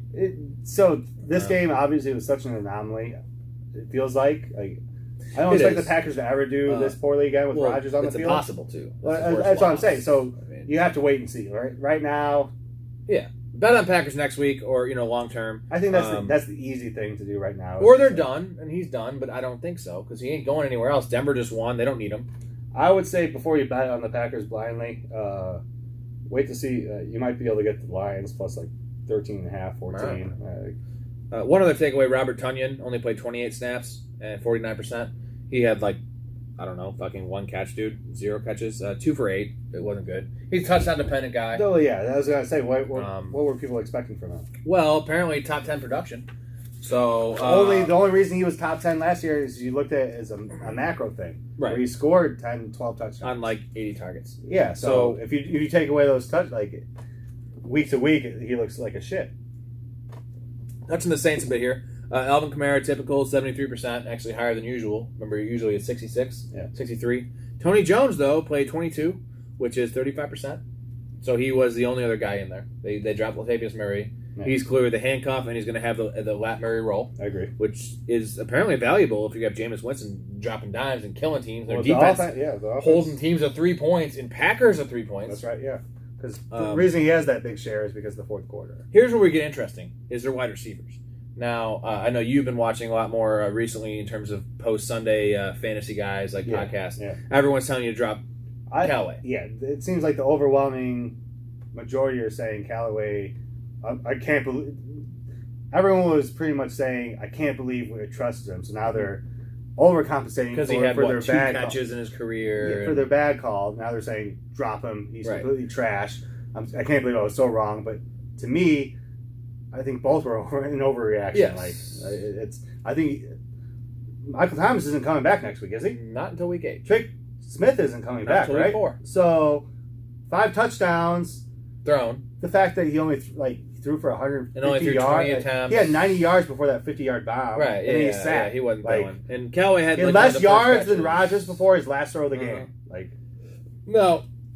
I drafted Callaway a lot, mostly because I have Michael Thomas everywhere. I thought it was insurance and I didn't even know about Traquan Smith not playing. Yeah. So everyone else, everyone had touchdowns on like one target. So the receiving group is trash. It's Deontay Harris. It's a guy named Lil Jordan Humphrey. It's not because he's little. It's like a rapper thing. He's Lil Jordan Humphrey. Yeah. Apparently his first name's Lil. I saw it. And we're getting to the generation where now like literally his name's Lil. Yeah. Well, it used to be a thing, because I was thinking about that. I was thinking, so where like DeAndre, we just do the D. And I'm like, where is that from? Like, why is that a thing within like the black community, right? And I was thinking, all right, like in New Orleans, which has a huge black community, is mostly French. And French have like the D with the apostrophe or the lay with the apostrophe. So I'm like, it must be. This is strictly me being a dumbass and not knowing what I'm talking about. I'm thinking that because the black community is so prevalent and that's so influential, like jazz music, that because of the black community being respected in New Orleans, maybe for the music, all that French influence, the D's, the lays, that's where LeBron came from, DeAndre, whatever it may be. LeBron. They just add the D or the lay in front of them. But now we're adding Lil. It's a French. So, but now it's just like, where does that come from? You grew up in the Little John era. Right? Yeah, apparently. What? All right. So let me real quick tell you why not to drop Callaway. Right? And pick up Lil. Yeah, no. Do not do that. So he had 2 targets, 1 catch, 14 yards. That was in the first quarter. Now they didn't need him. And the other thing is that Jair Alexander, one of the best corners in the league, with this receiving core, I should have realized this before I started him, but I figured the volume would be there. He's going to shut him down. They're also going to shift coverages, safeties. You got the best corner, one of the best corners in the league, and double coverage possibly. Yeah. Why wouldn't you just throw to Little Jordan Humphrey or Chris Hogan's the other guy there? He had 23%. Yeah, the expectations weren't for Jameis to be as efficient as he was. So this is an anomaly. Take away game. His number 1 option besides Kamara. Again, this is a game that I think you need to kind of take a step back. Snap share wise though, why not draft Callaway? 84% snaps. That's still nice. You know who the next best receiver was? No, well Deontay Harris had 44%. So it was a mix and match. Callaway's out there every play. So Troutman had 82. Juwan. Yeah, and those 2 guys were on the field. Lot, I didn't put Juwan in here. So they ran a lot of 2 tight end sets? Yeah. But Callaway was out there every play. 44% for Harris, 84% for Callaway, 29% for Humphrey, Lil Jordan Humphrey, and Hogan 23%. Chris Hogan, dude. Yeah. So it's trash. Give him a game where there's not that amazing game script that Jameis has to throw a bit like he did with the Bucks. Well, no, I think Callaway's gonna eat, bro. I'll have to go back and watch, but based on what you just said, the 2 tight ends playing 80% and the second receiver playing 40%, they're obviously a running team in the play action. Yeah. The Packers weren't getting to Jameis, and they're saying Jameis beat us, and Jameis was throwing better. So I feel like Callaway though is gonna get the volume. Don't panic on 1 week. It was rough. I agree. I get it. For one of the first things I said, are you dropping Callaway? I didn't even preface it with like, hey, everyone's saying drop him. I can't believe it. I'm starting him next week. Oh, that's what I'm saying. In every week, I agree with you. I'll go down on that shit. I think you're doing the right thing. Yeah. And if it's again next week we're talking about the same thing, then I'm gonna have a decision to make. Yeah. But he's at minimum gonna have 4 for 50 next week, I promise you. And he might go 6 for 80 with 2 touchdowns. So you heard it first. Right in the center, baby. No. Broncos Giants. Okay. This is the last time. of this is the last of 3 o'clock. Prime time is Bears and Rams. So Broncos won 27-13. Giants suck. Broncos look pretty good. Yeah, so initially during the game, Giants are the worst team ever. It looked like that. Like Daniel Jones. Remember every play, 3rd or 4th down, what'd they do? They spread it out wide, and Daniel Jones just run. Because he can't throw the fucking. He also can't read ball. the defense. That was my point. We're talking about earlier, like when it comes down with Zeke and Dak, right? Like if it's 3rd and 1, or 3rd and 2, let's say 3rd and 2, you're trusting Dak. Mm-hmm. They are not trusting Daniel Jones to throw the ball in any clutch situation right now. And it worries me with Kenny Galladay a little bit, but I feel like they're just going to force feed him, so I'm not too worried. Yeah. And Daniel Jones had a decent day, 22 of 37 for 267 and 1 touchdown. So he actually salvaged. He had that long play to Sterling Shepard. To me, when you say decent game, that reminds me of when the Bears were trying to stay optimistic about Trubisky. Like, yeah, that's Trubisky. He only threw 1 interception. Right, that's not bad, right? The stats are better than it's better than last week. He threw 2, right? Like, was trash, he's improving. Dude. So we'll go through the Giants real quick. Barkley coming back was limited, quote unquote. Played 48%. Booker played 39%. Dude, it wasn't great. I can't imagine being a Barkley owner right now. Well, I am, especially because now you have to decide Thursday night football. A short week. I'm playing him. I don't know if you like. Well, as an owner, do you have much choice? Like, well, you know what's going to happen if you don't play him? He's going to blow up. Third play from scrimmage, 70-yard touchdown, because that's what Barkley does. I don't see anything that even hints at him blowing up, though. Like, I feel like his 48% was a product of the game script they were losing. I feel like this week he's going to get 62. Okay, isn't much. Well, it's going to be 14 carries. That's Alvin Kamara territory. Yeah, it's going to be 6 catches. It's going to be, and then I think a long play. You think whatever. He can do something the thing is from what I saw, he looked good, right? And that's all I care about. I don't remember a single play from him. No, I wouldn't. That's not a good thing. No, it's good. I mean, there wasn't showing anything from the Giants, so I watched some of his plays. He looked spry. He looked well. Because we didn't see him in the preseason. So wide receiver wise, Shepard played 95%, Galladay 85. Come back from the hammy, not bad. Slayton 70. Galladay's going to be ramped up. Yeah. And if 85 is his baseline, I think salvage his day. Guy. Salvage his day with 4 for 60, all garbage time late shit. I think Galladay's about 100%. Especially if the Giants are bad. So Broncos look good. It was actually a closer game though than the score would say because they had a late touchdown to put it out of reach. And so the running backs were exactly a 50-50 split. Javonte and Melvin both had 33 snaps. Melvin looks better generally because he had that 60-yard touchdown run. Yeah. Besides that, Javonte Williams still had it wasn't great, but it was 14 for 45, which is 3.2 yards per carry. Okay, it's not great, but Melvin Gordon had 11 for 101, but because he had a 70-yard touchdown, so technically he was actually doing worse. 10 for 30. I mean, he looked really 3 yards a carry. Yeah. And he looked really good in that long run. It was fast, faster than I remember Melvin Gordon being. Well, he was running from the cops from a DUI or what? The anticipation or the expectations for him was he's old, can't run. Mm-hmm. It's only a matter of time, but I think he proves he's only 28. He could still be one of the top producing backs in the league to me. Javonte did have a 1 catch for negative 4 yards. If that factors in. So not half point PPR, you get point for 1. Not great. So also we have Sutton with so we also talk about Jerry Jeudy got hurt.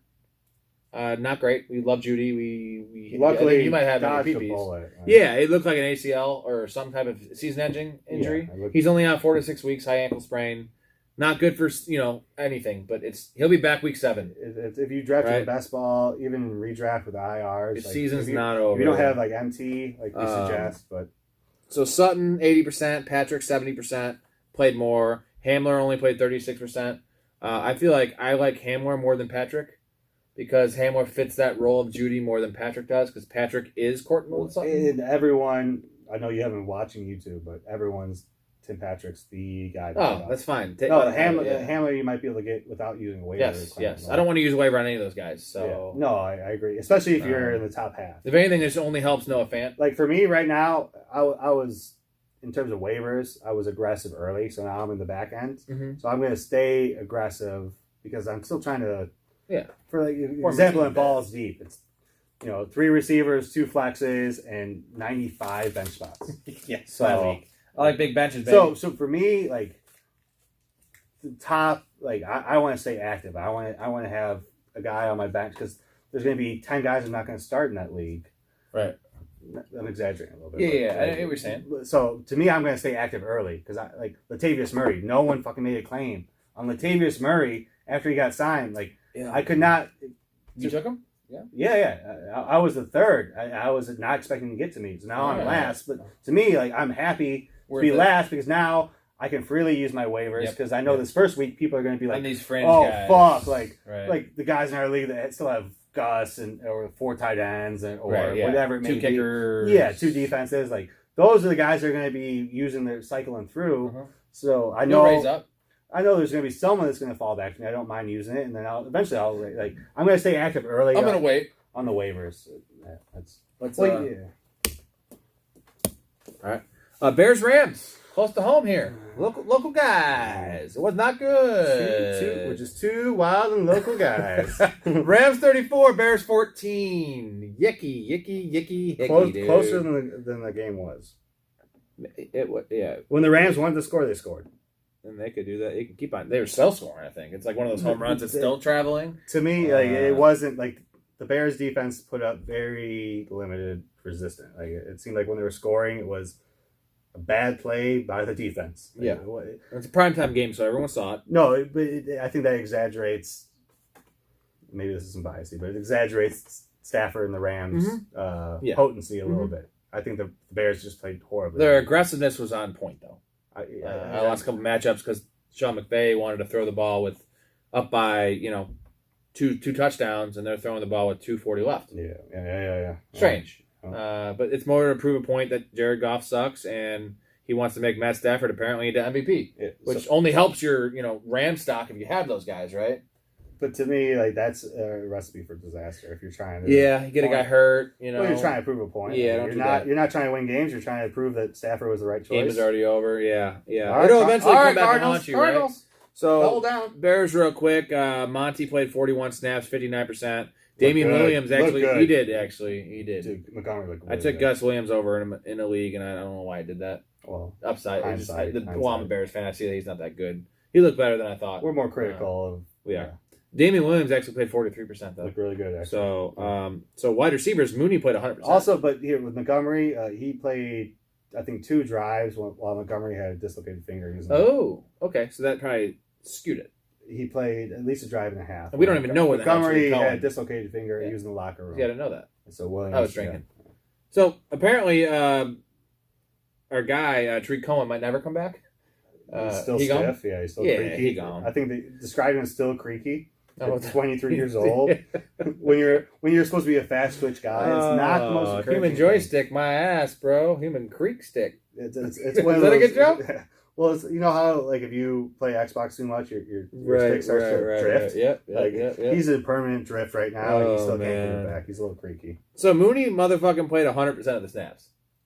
Yeah, wow. That's the only other one. If people are overreacting on him, then he played every snap. Robinson played 91. Demir Bird, Walmsley. Shout out to Walmsley. If you're still watching this, Walmsley, you're a big fan. We know you love Bird. Yeah.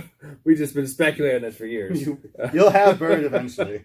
Goodwin 38%, whatever. What stood out to me was Cole Kmet played 74%. Jimmy Graham played 20%. So Jimmy Graham's essentially only going to be used in the red zone. Yeah, he came in for a really there was a 4th and 4 play. And they brought him in and isolated him on this. Right. Yeah. But he's not going to be used. No, fantasy-wise, no. Rams, so Darrell Henderson played 94%. Sony Michel played fucking 6 snaps. Yeah, Michel. I think they're still kind of, integrating him in. I think he's going to have a bigger role than this. I promise he's going to have a bigger role than this. I would assume so. 94% is retarded. Yeah. Darrell Henderson can't handle that. No, the thing is, he wasn't actually running the ball. Has to balance out, yeah. Wide receivers, Cooper Kupp, 94%. Nice. Woods 77%, Van Jefferson 69%. Now, real quick, he wasn't my PP, but he was one of the biggest deep guys I talked about in the 24th round.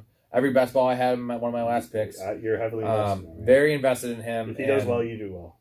I told you Deshaun Jackson wasn't going to be a thing, and Deshaun Jackson played 27% of the snaps. I argued that. Yeah, so I thought it was going to be the because obviously it's Deshaun Jackson. Yeah. Well, it's the contract. Now Van only had 2 catches for 70 yards. One was a long bomb. He had 3 targets. He was on the field. And he looked good. He is good. Yeah. He is athletic. He's big. I like it. No, okay. If the Rams continue to look... He's the third option. Again, I think that Chicago's secondary played horrible. To me, I don't... Oh, yeah. I think that the Rams' success was more a product of that. I'm not saying they can't duplicate that. I just don't think they had any resistance performing what they did on Sunday. I agree. And let me give you one more thing that's going to blow your mind. Okay. Tyler Higbee played 100% of the snaps. Let's go, dude. Nice. Let's go. It was one of my hot take. My tight end hot take was that he did 100%. That's nice. Holy shit. He didn't have that good of a game. It was Nick, my brother's liking that. 6 targets, 5 for 68. You know what I mean? But like we're talking about 100. He was on the field every play. Outside of like the top 3 or 4 tight ends, that's what you're hoping for. Yes. Like that's what you want, especially on an offense like that. Bro, Mike Gesicki was going in the range of Tyler Higbee. No, that's He on the field. That's a beautiful thing. So going first. That was nice. All right. That's dead fucking center, son. You're leaning forward. Oh, fuck you, man. All right, last one. Thicker paper. This is gonna be it. This might knock the phone off. Thicker paper. Yeah, it's like construction paper. You got some crayons? That's the dad joke. I suck, bro. Ravens Raiders Monday Night Football. How about you, Raider? I can't even do it. Chris Berman. Yeah, I'm pretty. You want to sidetrack Chris Berman's wife? No. Car accident? No. All right, let's not do that. It's too dark. Yeah. All right. Not right now. Sorry. Not down here. Ravens 27, Raiders 33. Wacky ass fucking game, bro. Kicker's not showing up. Best game of the week. Honestly, was. I feel like the first and the last game are the best two, right? Bucks. Yeah. There was some nice bookends. Yes, it was the chapters in between were exciting, but the beginning and the ending was really, almost really like the NFL knows what they're doing. Yeah, you're in it. No, you know what I mean. It's almost like they know how to formulate these games based on refereeing or. My dad would give me my dad's all about conspiracies. Well, if there was it was against the Raiders, I would say at least early. And then they came back, right? So, any takeaways for you of this game? And I know I know the number one take. Can I just steal it from you? Go ahead, Darren Waller. Well, no, that's not that was obviously his performance was above expectations. He actually didn't even play that well, right? No, the Raiders didn't play well. No, I'm saying Waller could play way better. He dropped like 3 passes, bro. The Raiders' offense in general was disorganized for a majority of the game. To me, it's. Did you watch every snap? Almost, yeah. Okay. I maybe missed like 5. If you were to grade Waller's individual performance in terms of catching, everything, what would you grade it at? B. I say C. A B. Because he dropped 3 passes. Granted, it's easy to drop 3 passes when you have 20 targets. No. But if you were watching the like, I don't know that any of his receivers had a target like. No, I'm not talking about fantasy performance. I'm talking about his real. He could play better. No, my point is that he was the only guy that was even open. Yeah, that's why he got so many targets. I get it. And he was getting double teamed. Like, and he's still getting open. Like, the Raiders receivers aren't big enough or strong enough to beat man coverage. Like, it was a bad matchup for the Raiders on paper because the Ravens man coverage, they're stronger. Like, and when you're small, athletic, if you can get out muscled while there's 4 guys blitzing Derek Carr. I feel like Waller's a perfectionist at this point, and he's too good to be dropping passes. And he would tell you right now he played a bad game. Yeah, right. It's a guy that goes 2 for 5, but strikes out with a runner on third. He might have hit a 3-run homer. They might have still won the game, but he's still dwelling on the fact that he struck out with a runner on third. Yeah, okay. He dropped 2 easy passes, bro. Yeah, Darren Waller doesn't do that. You know what I mean? Yeah, and there was a couple of toss-up plays where he was calling for a flag before the ball. Just a couple, it wasn't bad. I'm saying Darren Waller's better than that. And if this is a subpar game for Darren Waller, take away the volume. Like the offense is crazy. And Jacobs is obviously limited. Jacobs is hurt. Obviously limited, but I don't think that's going to change anytime soon. So Darren Waller, real quick, had 19 targets, 10 catches, 105, and a tutty. Yeah. Silly. Technically, I had 20 targets on here because there was a play where a ball got batted at the line of scrimmage. It was clearly going to him. Yeah. I count that as a target. Yeah. So he had 20 targets. Reckon the single season record. Real quick, let's go through some snaps here. No. You will. Oh, he will. Yeah, he's going to. No, because what's his name? Former Bears receiver. Well, in terms of per game? Brandon Marshall. Right. I'm talking about he's going. The thing is, he's going to be involved. Per game. He's going to just have per game. Okay. So snap share here. Jacobs and Drake were 50-50, bro. 52% for Jacobs, 48%. Yeah. Partially because of game flow, they were losing. Partially because Jacobs has a toe injury. Yeah. But it's going to be more of a 62-38 split. I think if you're a Drake owner, you're very happy right now. Yeah. And the injury, the fact he might miss games. If you're a Drake owner, you're very happy right now. If you're a Jacobs owner, I think you drafted him about where you can expect him. Touchdown dependent. He needs to get healthy for him to exceed his ADP. I think right now. And he'll still match it either way. I think so. So it wasn't a bad pick. I think so. Wide receivers was janky, bro. Edwards 66%, Ruggs 65%, Renfro 55%, which is mostly all in the end of the game. Zay Jones 23%, who got that game-winning touchdown. And then Waller had 94% snap share. So he's going to be on the field. He doesn't play tight end, by the way. Did you see him lay a block at all? Oh, a couple. Fuck you, bro. He lined up in line like twice, dude. The man doesn't block. He's a wide receiver. But He's a freak. What's encouraging about that is he's still going to line up if it's first and goal from the two. Yeah, it's best. Because play action touchdown. Thing is, Mark Andrews wasn't doing that in the red zone. Well, Mark Andrews doesn't block either. That's what I'm saying. But Darren Waller's out there. So in terms of wide receivers, though, Henry Ruggs, one of my PPs, looks really bad. Not a good. He's not a football player. player. Not the best star. He's an athlete. Yeah, he's like a baseball player that just steals bases. Can't get on base. Can't play defense. You get him on the base pass. That's good. Right? Good. Like Billy Hamilton. Love him, dude. Give the guy, he can lay down a bunt. He can go from first to third. Steal home. He can do all that shit, but he can't get on base. Sure. Yeah. Unfortunately, part of baseball is getting on base. Big part. So get Henry Ruggs on base. I don't know. Maybe they should probably try to get him the ball. Yeah. And they didn't do that at all. They're like, trying to run routes. He's not a technician. Give him an end around. Well, Waller needs to make sure he gets his 20 per game. Right. So Raiders-wise, Lamar Jackson, cheat code, he's going to be running a lot this year. And he had 19 to 30 on the passing, 235, 1 touchdown. Solid. 12 carries for 86 yards. Love that. He's going to be running more than that, especially when they start losing. Yeah. I'll tell you what the biggest takeaway from this game was for me is Browns run away with the division. Right now, I think you can Steelers week. I think you can get the Browns still with plus money for the division. Let's go. I think Steelers or Ravens are still favored. Bengals won. Now, Browns are like eye test far and away the best team in the division. What about dark horse Bengals? You focus your money on that. No, I'm saying dark horse. Like, what are you getting? 18 to 1 or something on that? Probably. Oh, probably. Yeah. So I'm saying you put money on Browns and Bengals. Yeah. Ravens beat up, right? Yeah, beat up. To me, the easy money, if you're looking to double or triple your money real quick, right. Browns to win the division. But would you also put the Bengals equal with the Ravens and the Steelers right now? No. No? Not yet, no. Ravens are rough. No, their defense. No, they're Ravens and Steelers to me are the same team. Defense is like. Hey, this is a weekly recap. Why are we talking about betting? Well, I'm just giving you a nipple twist. Oh, because that's my takeaway. Is the Browns are the best team in the division. Okay. Like by far. Yeah, keep going. Like, my bad. Not even Sorry, that's it. You're right. Never touch my nipples again. I'll touch the other one now. Yeah. So, snap share real quick for the Ravens. Tyson Williams, 51%. He didn't play at all in the second. You said you saw him miss the block. Well, he missed the block that led to the first Lamar Jackson fumble. I didn't see that. He played maybe one snap. Yeah. I thought maybe it was because they didn't want to overuse him because they needed him because he looked pretty good. Oh, for sure. I had my buddy Mike texted me saying he looked amazing. I was like, he looked good. I was very discouraged because I had Waller, Watkins, and Carlson. Yeah. And Ben, my opponent, had Tyson. And he was like, and I was down like 6 points. Yeah. But that Tyson scored 16 points in the first half. Mm-hmm. And Waller, I was down 10 points until like until Sammy Watkins had that 50-yard catch or whatever. Right. And they also did release Trenton Cannon for some reason.